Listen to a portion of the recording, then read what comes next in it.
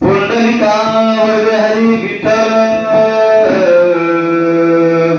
श्री गुरु ज्ञानदेव तुकाराम पंढरीनाथ भगवान की जय राजाधिरामचंद्र भगवान की जय दत्तात्रेय महाराज की जय श्री गणेशाय नमः श्री सरस्वती नमः प्रभु रामचंद्राय नमः राम भजन करीतो शुक उद्धव पांडुरंग उपासक प्रवाही वाहता देख काय कौतुक वरतले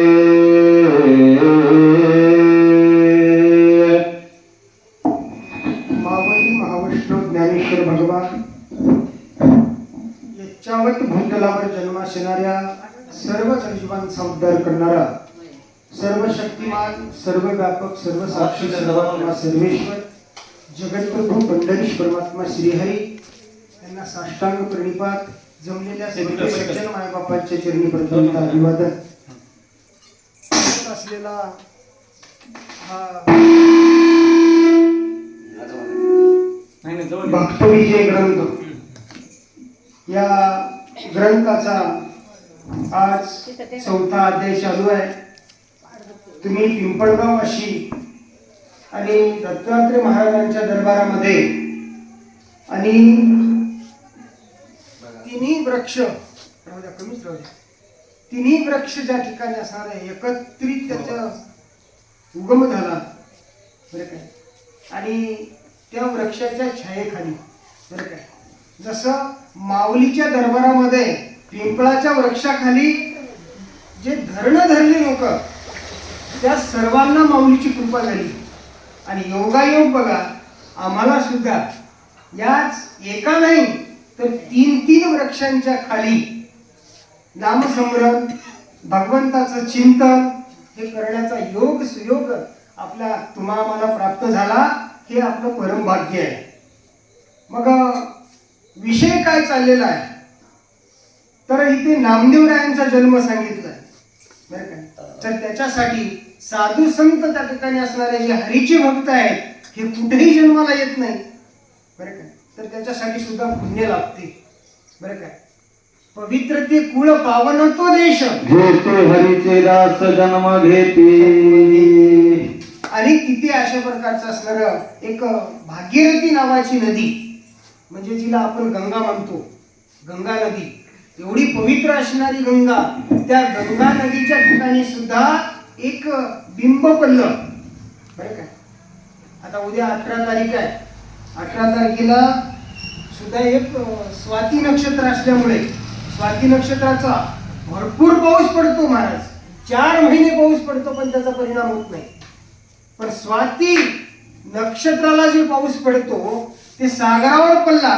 तर त्याच्या मोती बनतात बरं काय आणि शेतीवर पडलं तर त्याची नासाडी होते त्याच्यातून किडे उत्पन्न होतात रोगराई पसरते बरं काय आणि अशा त्या 18 तारखेचा जे हे सांगितलंय नक्षत्र त्या नक्षत्राचा पाऊस जर तो पाऊस आपण एखाद्या पातेल्यामध्ये जर भरून ठेवलं रोगी माणसाला पाजलं तर त्याचा रोग सुद्धा बरा होते बरं का आणि तेच पाणी जर एखाद्या शिंपल्यात पडलं तर त्याचा मोती बनते तशीच एक लीला भगवान परमात्म्याची ते शिंपल्यामध्ये मोती पडला कुठं भीमरती म्हणजे चंद्रभागा त्या चंद्रभागेच्या एका पाण्यातून वाहणाऱ्या शिंपल्यात पडला आणि तिथे एक मोती तयार झाला बरं काय आणि त्या मोत्याची मोती म्हणजेच कोण अनमोल मोती बरं काय असा एक अनमोल मोती त्याचं नाव आहे नामदेवराय बरं काय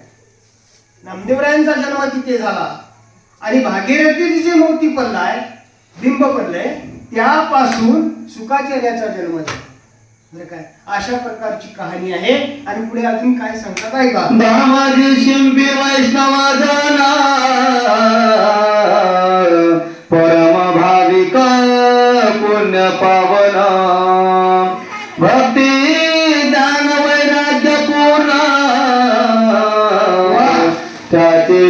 हरी असते की दामाजी नावाचा वैष्णव एक शिंप्याच्या कुळातील आणि त्याच असा परम भाविक आणि पुण्यवान आणि असा भक्तीने वैराग्याने संपन्न असणारा अशा त्या दामाजी महाराजांचं भाग्य उजळलं. बरं काय योगायोग काय घटना घडली ते ऐका म्हणू लागले. चंद्रभागेच करोडे स्थान पांडुरंगाचे करी पूजन ऐसा सारून नित्याने यावरी भोजन करीत ओरडो झाले.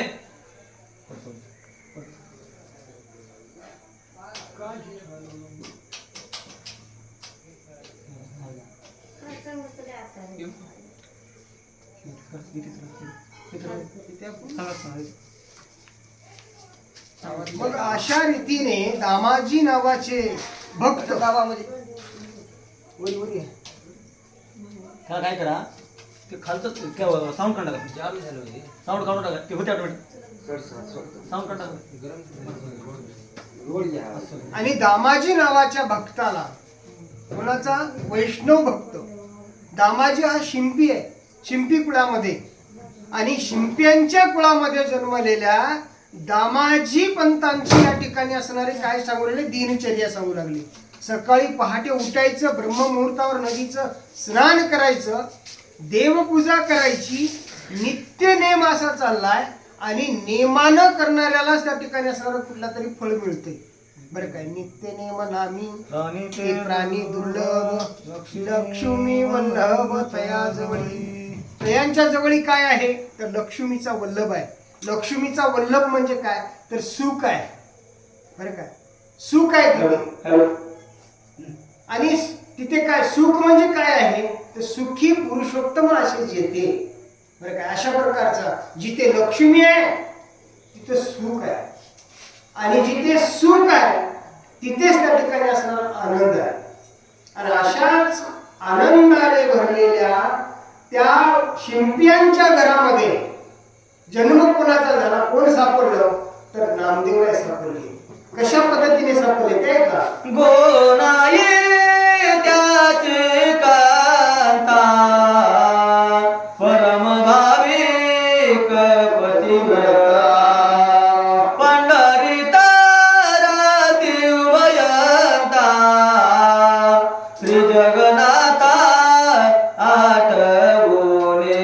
कोणाही त्यांची पत्नी आहे. कोणाची दामाजी महाराजांची पत्नी आहे आणि ती पतिव्रता आहे. बरं का आणि तशी ती परम पवित्र आहे. बरं का आणि पतीची आज्ञा धारक आहे. आणि अशा त्या ठिकाणी असणारे हे जोडपं पंढरपुरामध्ये राहून भगवान पंढरीनाथाची त्या ठिकाणी असणारा भक्ती करत होते. बरं काय आणि आपुला तो एक देव करून घ्यावा. बरं काय अशा प्रकारची भक्ती चाललेली आहे. एक निष्ठताने त्या ठिकाणी असणारी भक्ती करू लागले आणि भक्ती करत असताना भक्तीचं फळ काय मिळालं त्यांना ऐका. कोटी नाही पुत्र संतान गोनाई म्हणे पतीला गुण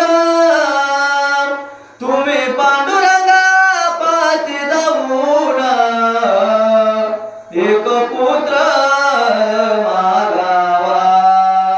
सर्व काही समाधान जरी असलं आणि त्याच दाम्पत्यांना पुत्र जर संतान नसेल लेकरू बाळ नसेल तर त्या घराला घर पण येत नाही. म्हणून एके दिवशी विनंती आपल्या पत्नीला करते आहे तुम्ही एवढे पांडुरंगाची भक्त आहात. बरं का आणि तुम्ही दररोज नित्यनेमाने त्या ठिकाणी असणाऱ्या पांडुरंगाची भक्ती करता. तुमचा अधिकार आहे. तुम्ही पांडुरंगाला मागा. का मागत नाही आपल्या घरी मुलबाळ नाही आणि मुलबाळाची भीक त्या ठिकाणी पांडुरंगाला मागा. बरं काय हा स्वभाव आहे स्त्रियांचा महाराज. आणि अशा प्रकारची मागणी करण्यासाठी प्रवर्त आपल्या पतीला त्या ठिकाणी करू लागला. दामा शेती म्हणे तुला ज्ञान आपण व्रत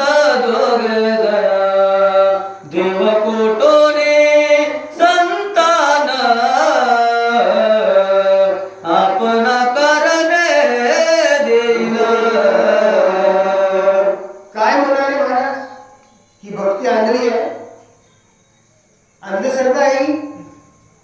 बघा काय सांगते आहे की आम्ही वृद्ध झालोय आता. काय म्हणू लागला पती, आपण म्हातारे झालोय आता. लग्न होऊन कित्येक वर्ष झाली मुलगा झाला नाही, आता होते का येडे? असं आपल्या पत्नीला दामाजी म्हणू लागले महाराज. बरं काय, तुकाराम महाराज म्हणतात 900 कन्या पुत्र होती तरी का करणे लागे पती. बरं काय, ह्याला आंधळी भक्ती समजले लोकांनी. आमच्या भक्तीला आंधळी भक्ती समजले, पण आंधळी भक्ती नाही, डोळस भक्ती आहे. बरं काय म्हणू लागले की आम्ही वृद्ध झालोय आता, आता पुत्र संतानाची आशा सोड. बरं काय, आणि मागून मिळणार आहे काही अशा प्रकारचं असणार.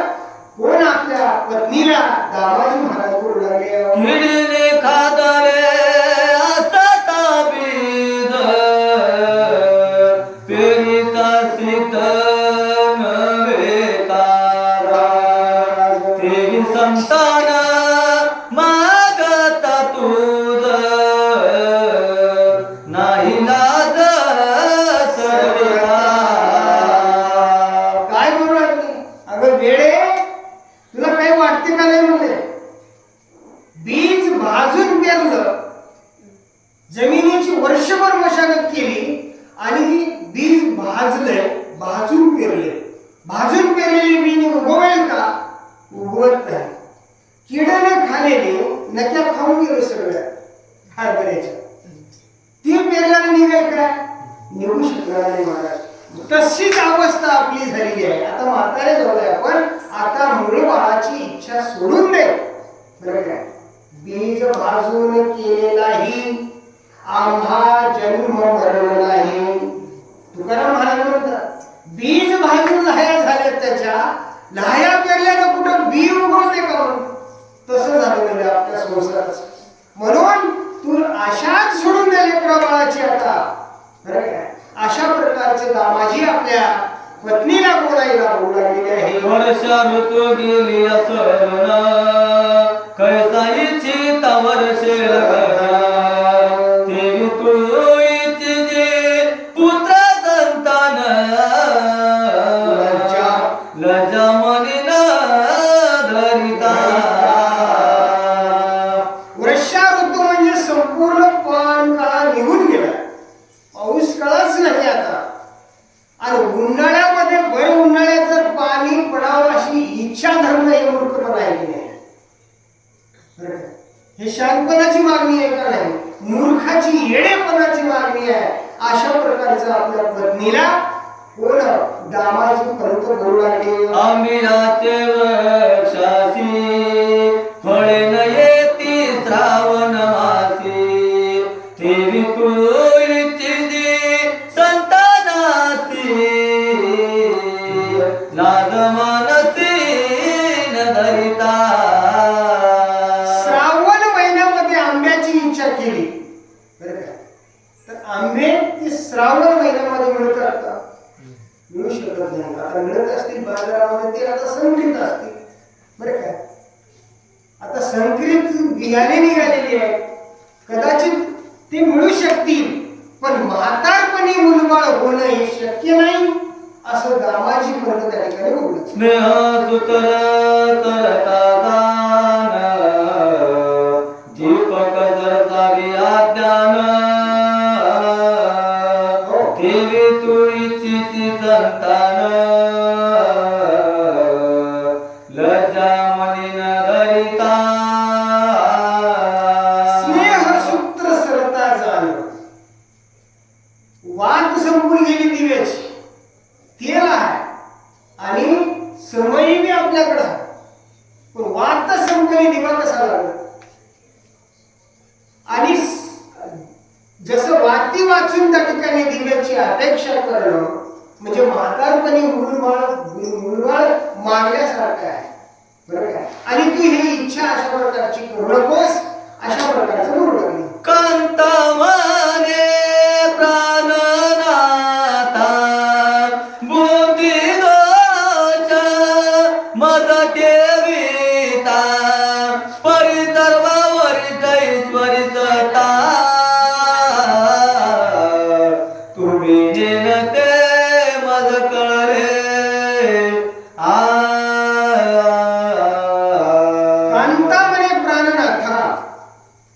बरं का?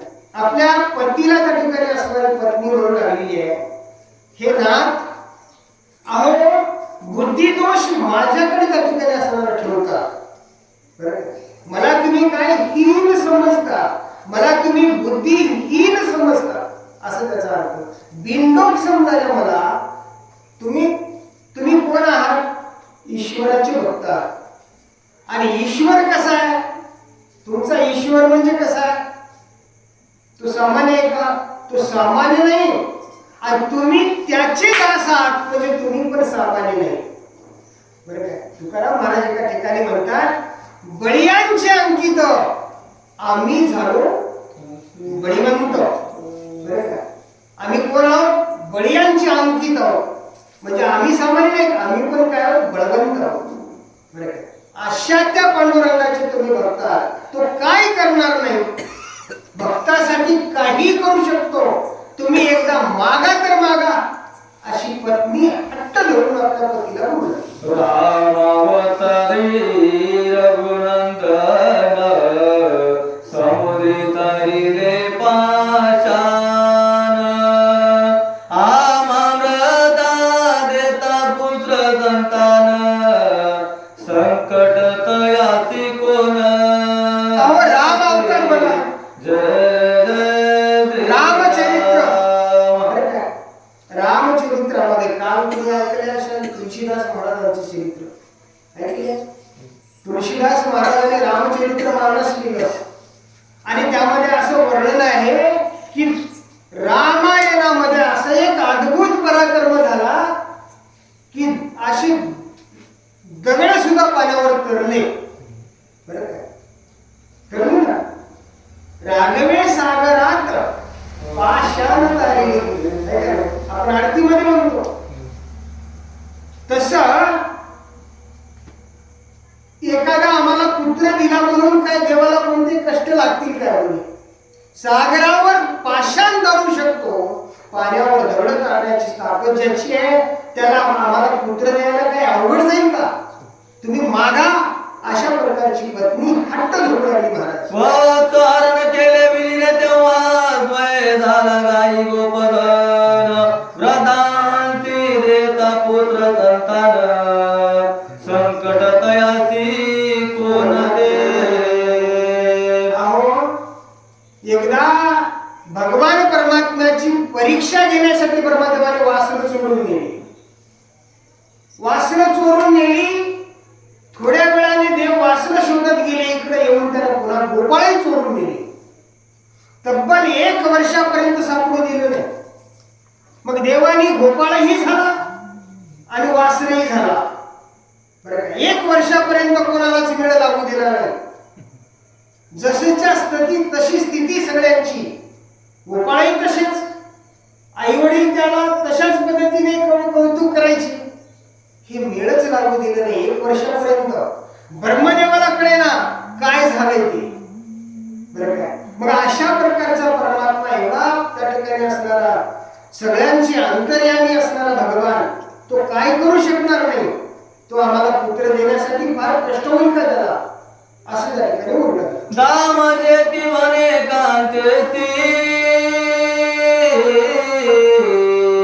आता जावोनी रावळासी त्वाईच्या धरली आहे दैसी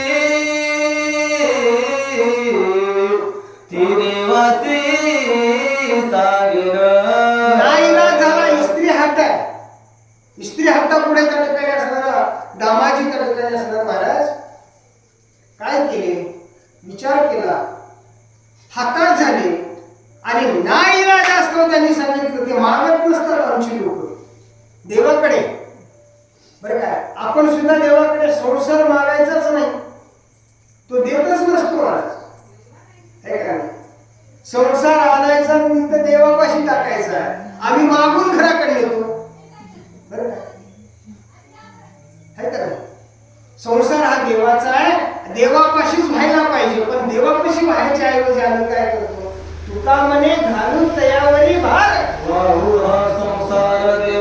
देवाच्या पायावर संसार व्हायच्या ऐवजी आम्ही तो देवाला वागून घराकडे नेण्याचा प्रयत्न करतो. पण शेवटी काय झालं, पत्नी हट्टापुढे काहीच चालेना, शेवटी सांगितलं आता जातोच म्हणले देवाकडे, तुझी इच्छाच आहे ना मग मागतोच म्हणले देवाला, आणि निघाले दामाजी मंदिराकडे.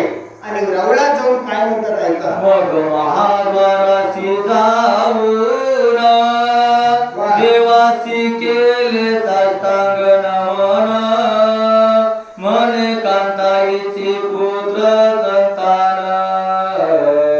होई प्रसन्न श्री हरी. कधीच मागितलं नाही रे तुला, कधीच मागितलं नाही, पण पत्नीचा हट्ट आहे. मागतच नसतो पण मागावं लागते.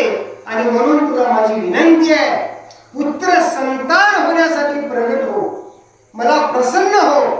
अरे काय मागण्याची असं पाहिजे लोकांकडे, तुकोबारायांना देव मागावं असं त्या ठिकाणी तुकोबारायांसाठी वाटत होतं देवाला. बरं काय. आणि दामाजी म्हणतात मी आतापर्यंत काही मागितलं नाही पण आता मागतोय, देवा प्रसन्न हो, अशी त्या ठिकाणी हात जोडून प्रार्थना करू लागले महाराज. ऐसे बोलोनी वचन निद्रा आली न लगता क्षण, स्वप्नी येऊनी जग जीवन, मने पुत्रदान तुझ दिदले. एवढं दुःख झालं महाराज. कोणाला झालं दुःख? दामाजीला दुःख झालं. का दुःख झालं? आतापर्यंत कधीच मागितलं नाही आम्ही, बरं काय, आणि आता मागतोय. म्हणजे आतापर्यंत केलेली तपश्चर्या पाण्यातच गेली, निस्वार्थपणे मी सेवा केली, आणि आज मात्र संसारासाठी मागतोय, याचा अर्थ लाचार झालो, दुःख झालं. आणि त्या दुःखाच्या भरामध्ये त्यांना दुःखाची झोप लागली. बरं काय, दुःखाची कैफ येते, दुःखाच्या झोपीची कैफ. आणि तेवढ्याच एका क्षणाच्या डुकलीमध्ये काय झालं, स्वप्न बोललं, देव प्रगट झाले. आणि देवाने सांगितलं दामाजी, दामा उठ, मी प्रसन्न झालो आणि तुझी इच्छा पूर्ण झाली, मी तुला पुत्रदान दिलं, जा. भगवंताची आज्ञा झाली. आणि काय झालं पुढे, उदयिक भीमातिरी जान, जासील करावया सान, वाहत येईल पुत्र संतान, सत्वर घेऊन येते. आणि काय सांगितलं तुम्ही, ज्यावेळेस नदीच्या काठावर जा, स्नानाला गेल्यानंतर, आणि तो पुत्र तुम्हाला प्राप्त होईल. देवाने जशा प्रकारचं सांगितलंय तशाच प्रकारची घटना त्यांच्या जीवनामध्ये अनुभवायला मिळाली महाराज. काय घडलं आहे का, उद्धवाचा अवतार झाल, कीर्तीने भरिल त्रिभुवन, विश्वधारक वैष्णव परमा, माझे निज नाम धारक जो. आणि तो कोण असेल, तो सामान्य नाही तर कोण आहे, तो उद्धवांचा अवतार आहे. चौयुगाचा नामा उभा कीर्तनी पाठीमागे डोळे लावून उभी ती परिचय तुकोबारा देतात. कोण आहे तर चौयुगाचा नामा आहे. आणि चौयुगाचा नामा हा उद्धवाचा अवतार आहे. आणि उद्धवाचा अवतार असणारा उद्धार करण्यासाठी आलेला जगत उद्धार, आणि माझा निज नामधारक, आणि तो तुझ्या उसंगी मिळणार आहे, तुला ते त्या ठिकाणी असणारा प्राप्त होणार आहे. अशा प्रकारचा आशीर्वाद भगवान पुंडरीनाथ महाराज कोणाला, दामाजी महाराजांना देऊ लागले. ऐसे पाहताची स्वप्न घराची गेले त्वरे करुण, कांते पादी वर्तमान झाले तैसे सांगितले. काय झालं महाराज, इतका आनंद झाला ना, आनंदाच्या भरामध्ये त्याने भोपाळीची चाल लावली. काय झालं, स्वप्न पडलं, स्वप्नामध्ये जाग आली आणि तातडीने तोरे करून घराकडे आला. बरं काय, मी मागावं आणि देवाने द्यावं. आणि हे अशा प्रकारचं विलक्षण स्वप्न बायकोला सांगावं म्हणून धावत पहाटेच्या वेळेला घराकडे आले आणि घरी येऊन तातडीने त्या ठिकाणी असणारं घाईघाईने आपल्या पत्नीला सर्व वृत्तांत सांगितलेला आहे. दुसरे दिवशी दामसेती सत्वर आला भीमापती स्नान करुणी उठाउटी नित्य देव सारिला. दुसऱ्या दिवशी उजाडला महाराज एक असा सुवर्ण दिवस आणि सुवर्णाचा दिवस उजाडला. भगवान परमात्म्याचं त्या ठिकाणी असणारं चिंतन करीत करीत करीत करीत नदी पात्रामध्ये त्या ठिकाणी असणारा दामाजी पंत उतरले आणि उतरल्यानंतर त्यांनी स्नान उरकली, स्नान संध्या आटोपली आणि सर्व त्या ठिकाणची दिनचर्या करत असताना त्या ठिकाणी काय प्रकार काय त्या ठिकाणी असणारा घडला ते ऐकावं लागले. तो भीमा तटी वाहता शिंपला अकस्मात देखिला येत दामा शेटीने जात जात घेतला सत्वर ते गंमत काय दवा. झाली महाराज, शिंपले तर असंख्य असतातच वाळूमध्ये,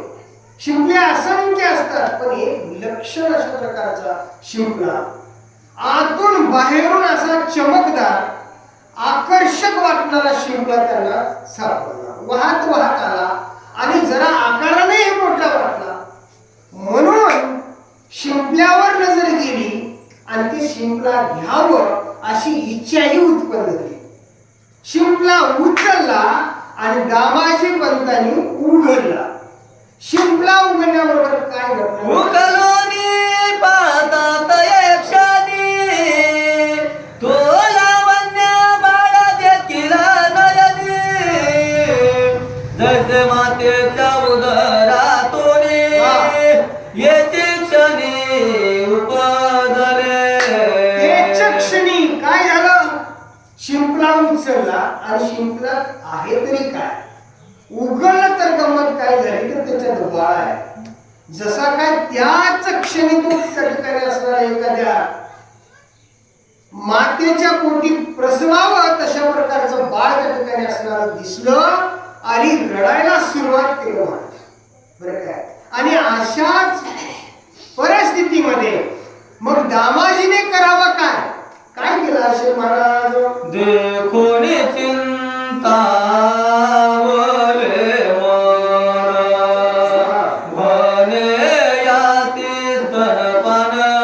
करविल कोण तैताची वस्त्रात गुंडाळून आला घेऊन घराती.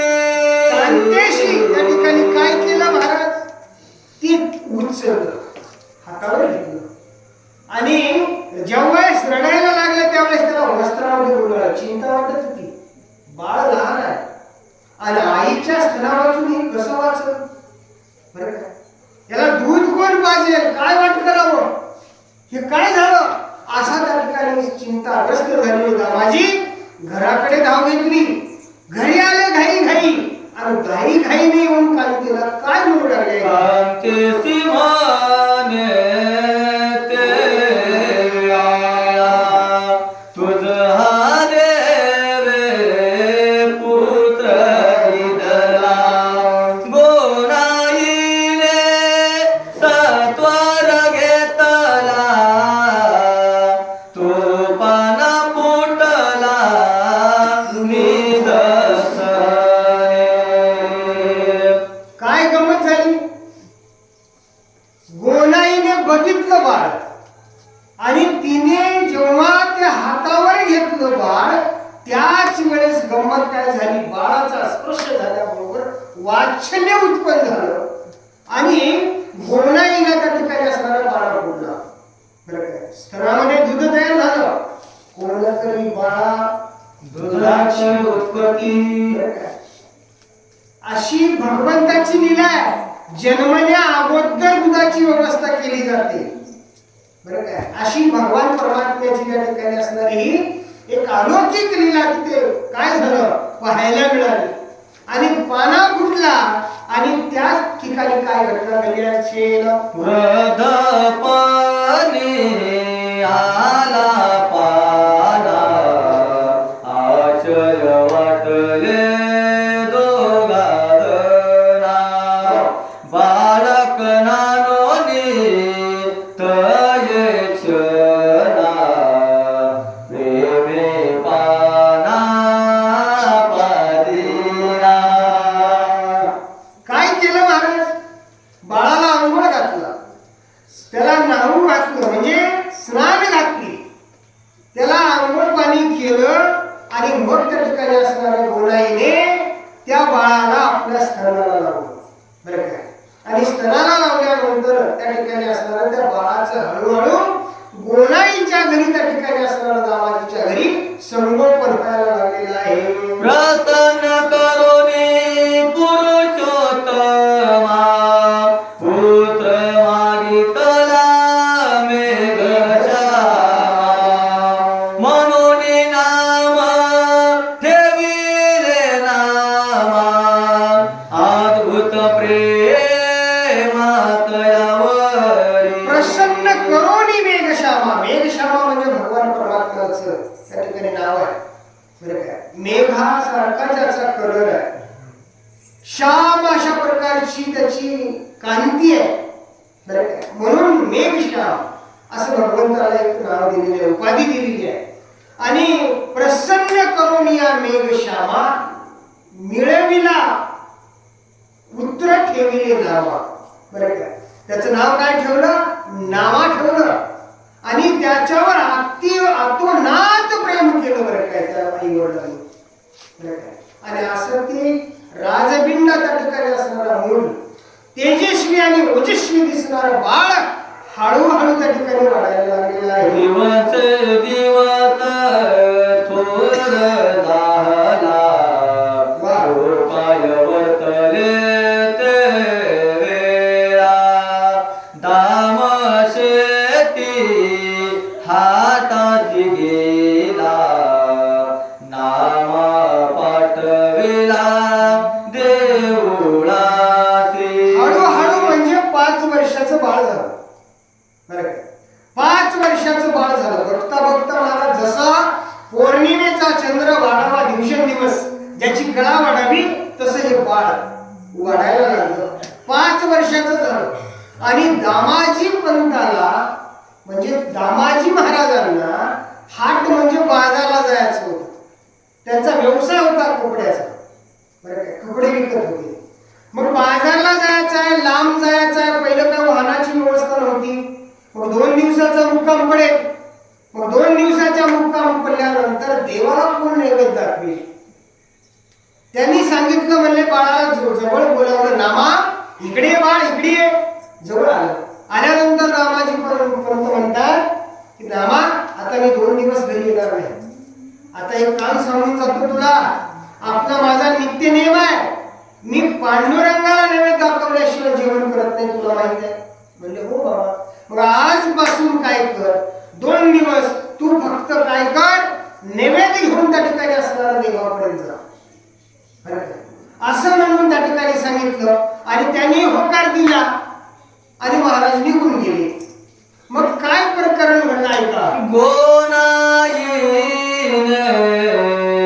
नैवेद्य देऊन रावणाचे पाठविला तये क्षणे नामयासी म्हणे जनाने नैवेद्य दाऊन येई का. नामदेव रायांना असणारा गोनाई माता म्हणू लागली नामा अरे तुझे बाबा आज घरी नाही.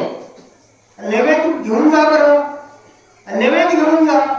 आणि उशीर झालेला लेकरू सकाळपासून त्या ठिकाणी असणार काहीतरी आपापल्या नादामध्ये खेळण्यामध्ये आपापल्या छंदामध्ये असल्यामुळं त्या लेकराची भूक कवळी भूक राहते. लवकर भूक लागते लेकराला. लेकराला वाटत होतं आई कधी स्वयंपाक करशील. मी कधी नेऊन त्या देवाला दाखवून मी कधी जेवण करू, लवकर आठव. मग आठवत नाही आणि सांगितलं नामा हे घेऊन जाऊ दे आणि काय कर देवाला जा नैवेद्य दाखवून ये सांगितलं आईनं. आणि लेकरानं ते ऐकलं. नैवेद्याचा आहार म्हणजे ताट हातावर घेतलं आणि लगेच त्या ठिकाणी असं नामदेवराय देवळाच्या मार्गाला धावू लागलेले आहे. सर्व पूजा घेऊन त्वरित नामाला देऊळात मग देवाचे घालून दंडवत पूजा करीत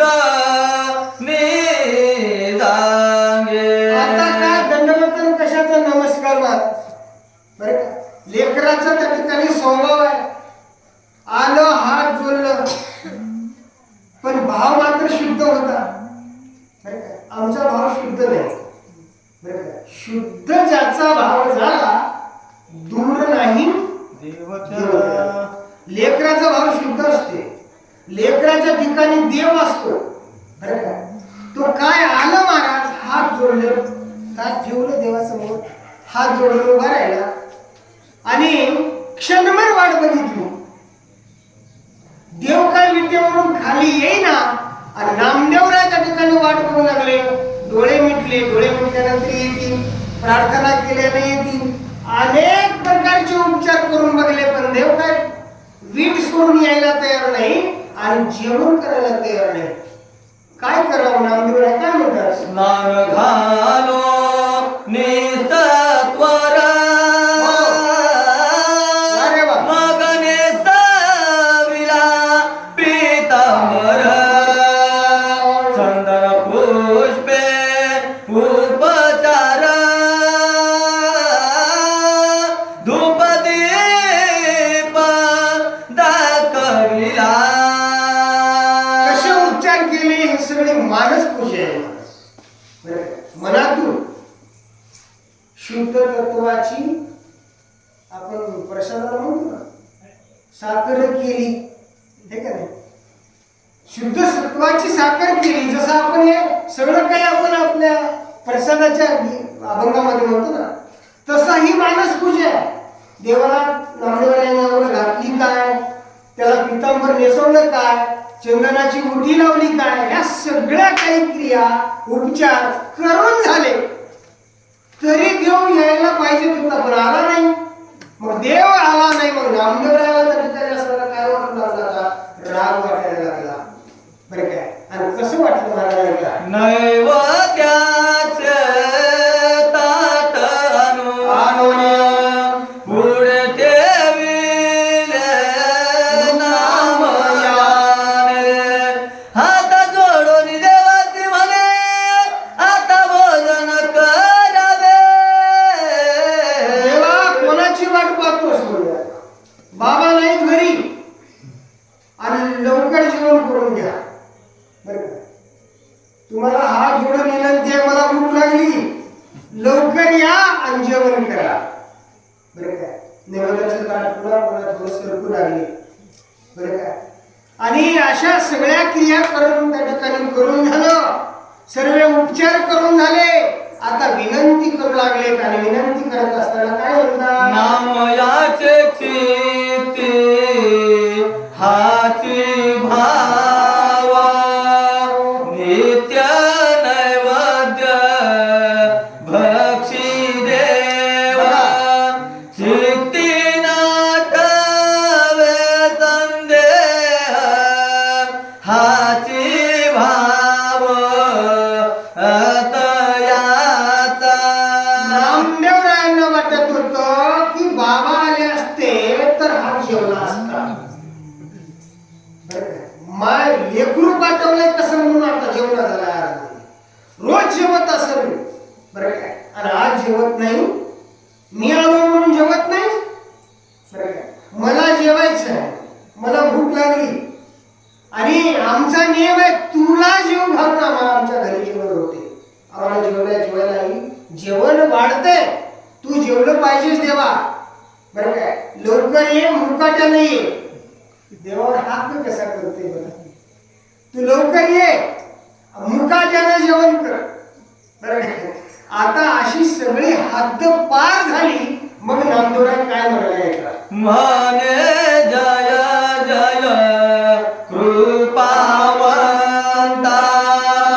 उशीर झाला पूजे करिता म्हणून या पंढरीनाथा राग चिता आला.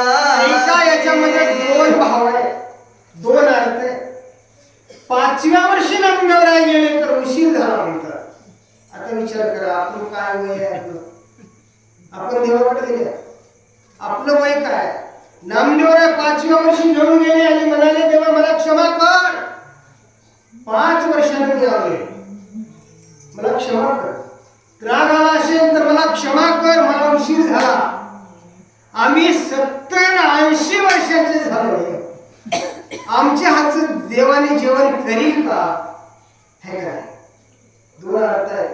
आणि भगवान परमात्म्याला त्या ठिकाणी आपला भाव अर्पण करत असताना नामदेवराय म्हणाले देवा मला उशीर झालाय, आणि उशीर झाल्यामुळे काय तर काय तुम्हाला भूक लागली असेल, तुम्हाला राग आला असेल, पण मला क्षमा करा. आता उद्या मात्र मी लवकर येईन, पण आज जेवण करा. असा त्या ठिकाणी संभाषण बरं काय देवाशी त्या ठिकाणी असणारा कोण नामदेवराय करू लागलेले आहे. दामाशेती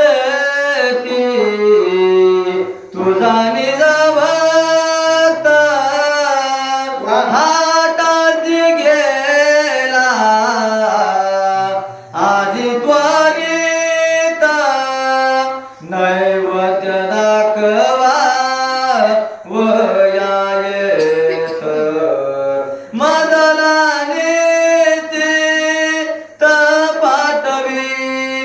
देवा तुमचा भक्त म्हणजे बाबा.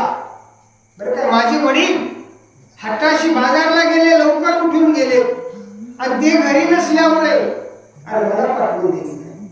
मी आलो तुमचं नैवेद्य घेऊन, आणि तुम्ही कृपा करून जेवण करा अशी विनंती त्या ठिकाणी करू लागले.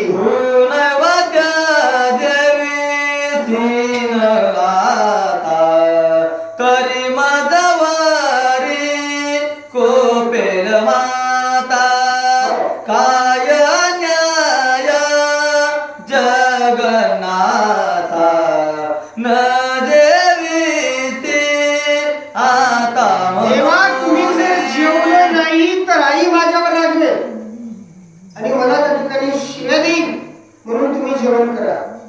कोणता अपराध झाला म्हणून तुम्ही एवढा राग धरल्या देवाला? कोणता माझ्याकडून काय गुन्हा घडलाय, आणि असा कोणता गुन्हा घडलाय की तुम्ही गप्प बसल्यामुळे बोलला चालला है का नाही, हालचाल सुद्धा करायला तयार नाही. दोघडाचा देव काय हालचाल करी? लेकराने त्या ठिकाणी भांडायला सुरुवात केली महाराज, आणि भांडण करत असताना अजून काय काय म्हणते ऐका. पाषाण मूर्ती जे विलकसी हा विकल्प नाही निजमानसी नामास पुंडे उकसा बुकसी म्हणे रुचिकेशी जेविका. काय म्हणाले? पाषाण मूर्ती जेवी न कैशी. कशी जेवण पाषाणाची मूर्ती? ती जेवू शकणार नाही. पण हे मात्र असा भाव त्यांचा दृढ होता की बाबाच्या हातचं दिवस जेवतोय, माझ्या हातचं जेवत नाही, आणि तो आज जेवला नाही तर आई मला शिक्षा केल्याशिवाय राहणार नाही. तो जेवला पाहिजे. आणि ओक्साबोक शिरू लागले, देवा जेवण करा, देवा तुम्ही जेवण करा. या पाठ टाकलेला आहे, आणि या पाठावर बसा आणि जेवण करा असा हट्ट धरला. जेव्हा हट्ट धरल्यानंतर आणि देव न आल्यामुळे रडूही कोसळलं, ओक्साबोक्षी रडू लागली मनामध्ये, आणि देवाला विनंती करू लागली. देखोनी नामयात शुद्ध भाव प्रतन झाला देवादिदेव नामयाचे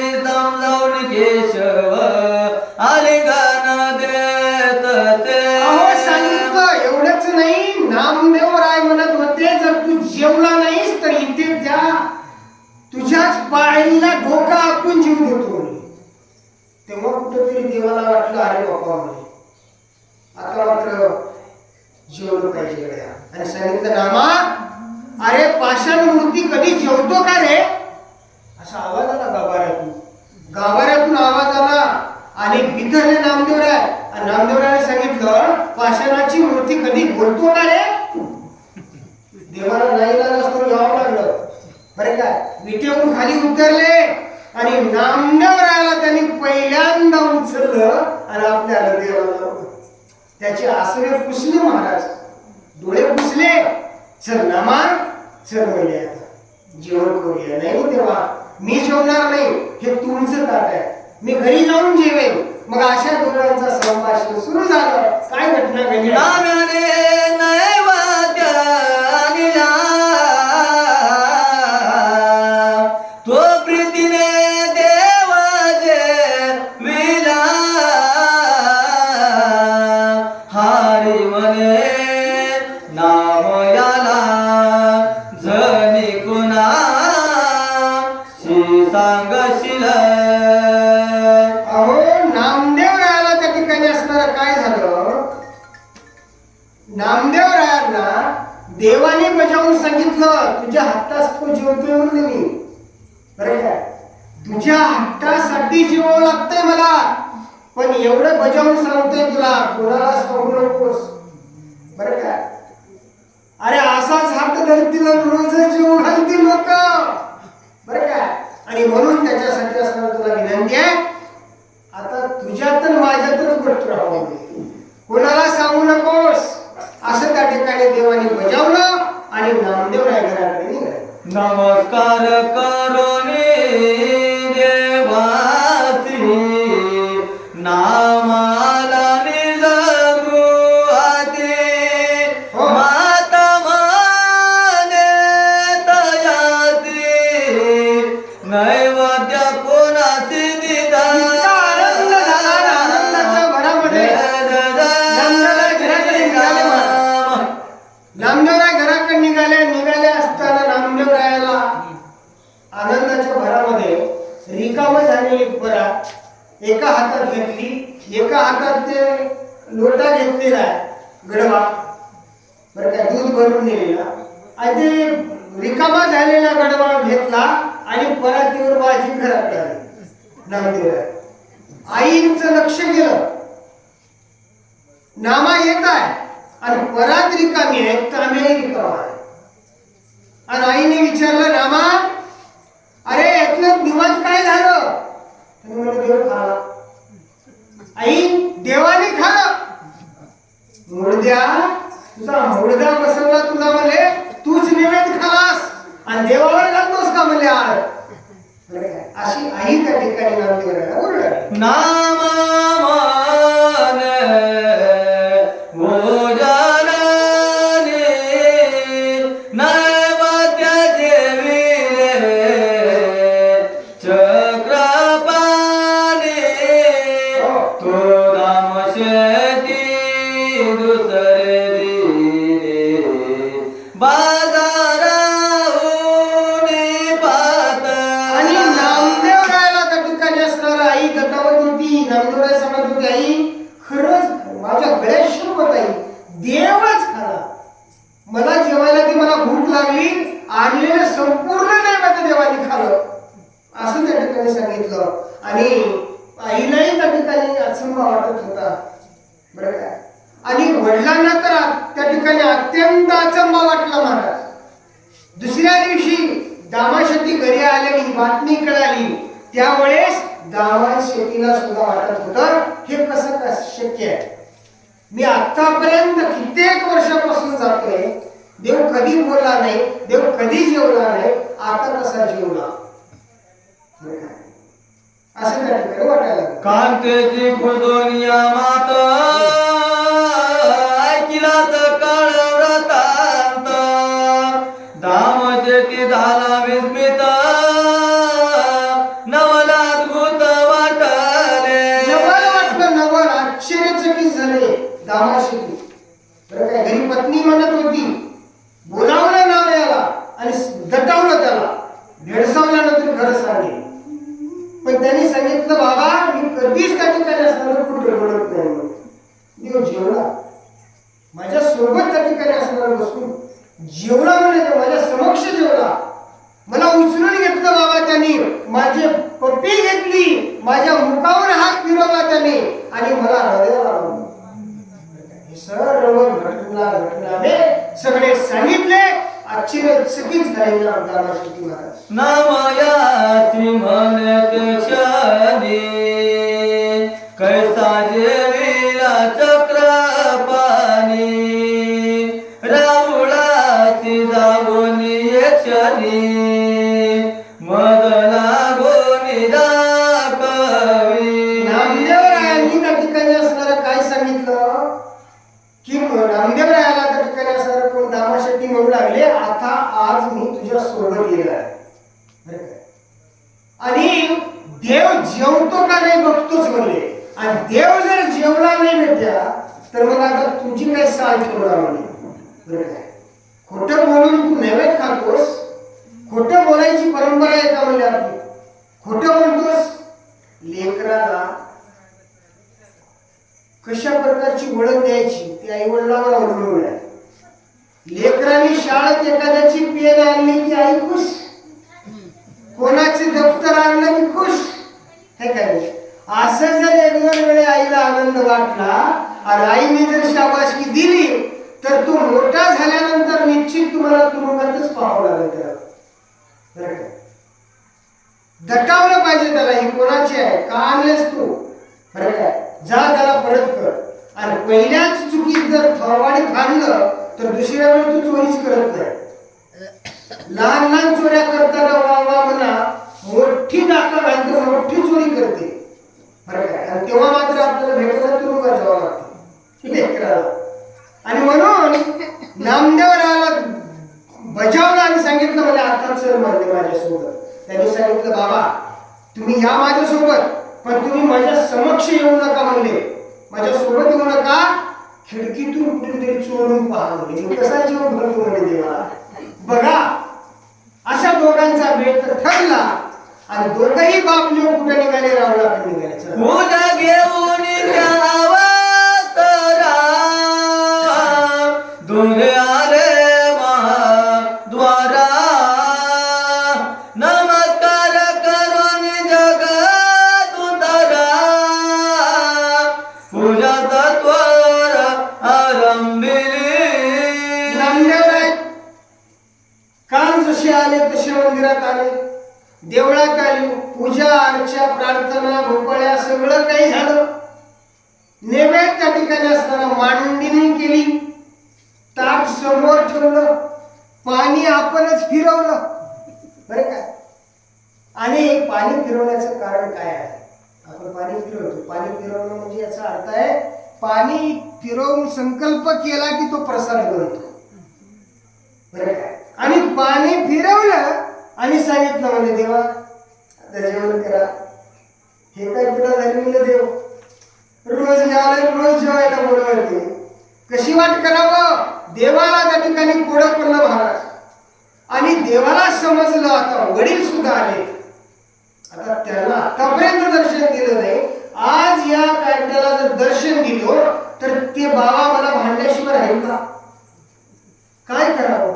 अशा पेचामध्ये देव सापडले आणि देव काय म्हणू लागले, षोडशोपचार करून पूजा धूप दीपार पिली ओजा नाम मने गरुड ध्वजा जेविया तात्वरी. धूप दीप आरती सर्व काही झालं आणि देवाला विनंती केली, देवा आता या जेवण करा. देवा हात जोडले, चिमुकले हात, अधीर मनाने प्रार्थना केली आणि प्रार्थना त्या ठिकाणी देवाने ऐकली महाराज. आणि काय केलं ऐका, नामयासी म्हणे जग जेती सगळ्याला की दामशेती विकदान पडयाचे दृष्टी तुझी भेटी देई. नामा मी काय सांगितलं होतं, तू घरी जाऊन सगळा काही पसारा करून टाकलास, तुला सांगू नको म्हटलं होतं, सांगलास. आता कसं दर्शन देऊ म्हणजे आतापर्यंत दामाशेट्टीला सोबत आलाय, आता कसं प्रगट होईल? कोण? देव विठेवरून त्या ठिकाणी कोणाला नामदेव राहायला बोल लागले. नाम म्हणे देवा तू कपटी पित्यासीने मनसी वेती कृत्रिमपण माझी दृष्टी लीला जगती दावीसी. देवा आता हा कपटीपणा सोड म्हणे. कुठवर कपटीपणा करतोस? माझ्या वडिलांना दर्शन देत नाही म्हणतोस. अरे त्यांचा भाव किती आहे? तुला नैवेद्य दाखवल्याशिवाय ते जेवण करत नाही, बरं का? आणि त्यांना त्या ठिकाणी असताना तू दर्शन देत नाही म्हणतोस आणि कृत्रिम त्या ठिकाणी पद्धतीने तू माझ्यासमोर आलास, जेवण केलास, बरं का? आणि मला दर्शन द्यायला तुला त्या ठिकाणी कुठल्या प्रकारची दिक्कत नाही, कुठल्या प्रकारची अडचण नाही, आणि बाबाला दर्शन द्यायला अडचण नाही का तुझी? असं कोण? नामदेव बोलू लागले. ऐकून नाम याचे वचन हासू लागला जग जीवन. दाम शेतीची बेटी देऊन केले भोजन ते दवा. अक्षरशः महाराज मूर्तीतून देव प्रकट झाला, नाईलाज झाला आणि दामा शेट्टीच्या समक्ष, नामदेवरायांच्या समक्ष देव प्रत्यक्ष त्या ठिकाणी असणाऱ्या पाटावर येऊन बसले आणि आणलेले नैवेद्य त्या ठिकाणी सेवन केलं आणि गडवावर दूध गडगड गडगड गडगड पिऊन घेतलं. आणि अशा प्रकारचा त्या ठिकाणी प्रकार घडला आणि दामा शेट्टी त्या ठिकाणी अजब करू लागले. महाराज पिता म्हणे नाम याती तू जन्मलासी माझी वंशी म्हणून ऋषिकेची भेटला मज सिनीज प्रीती. धन्य धन्य म्हणजे नाम्यात तू माझं कुळ उद्धरण केलंस. धन्य धन्य म्हणजे धन्यता दिली आपल्या पुत्राला. अरे तुझ्यामुळे मला देवाचं दर्शन झालं द्यास, बरं काय? इतका आनंद, त्या आनंदाला पारावर राहिला नाही महाराज दामाजी शेट्टीचा. दामा शेट्टी म्हणू लागले की आता धन्य झालो म्हणे नामा, तू माझ्या वंशात जन्माला आलास आणि मला साक्षात पंढरीरावाचं दर्शन करविलास. असं दामा शेट्टी त्या ठिकाणी बोलू लागले. या परी करुणे समाधान देवाचे घातले लोटांगणा. नाम याचे हाती धरून निज रिपातला. असो या परी आता काय झालं? त्यांनी प्रदक्षिणा केल्या, लोटांवर घातला, दंडवत घातला आणि नामदेवरायाचा हात धरलं. बापाने लेकराकडे घराकडे लेकराला घेऊन आल्यानंतर घरी काय प्रकार घडला ऐका. कांतेसी सांगितला सत्य जेविला वैकुंठनाथ. नाम्यासी म्हणून ये आता आसे निज भक्त देवा. काय सांगू म्हणले तुला? बोलायला सांगू लागले. अक्षरशः देव जेवला की म्हणे, नामयाशी संभाषण केलं त्यांनी, अक्षरशः बोलले म्हणले दोघ. आणि देवाला हात जोडून विनंती केली. हाक मारल्या मारल्या विठेवरला देव उतरला आणि नामदेवरायांच्या माझ्या समोर साक्षात देव जेवले. कसं बाळ म्हणावं याला, कसं आप्त म्हणावं याला? हा आप्त नाही, निज भक्त आहे देवांचा. असं कोण? दामा शेट्टी. त्यानंतर ती उर्वरित सेवा चहा घेऊन त्या ठिकाणी सुरू होईल. राजा रामचंद्र भगवान की जय. पुंडलिक भगवंत देवता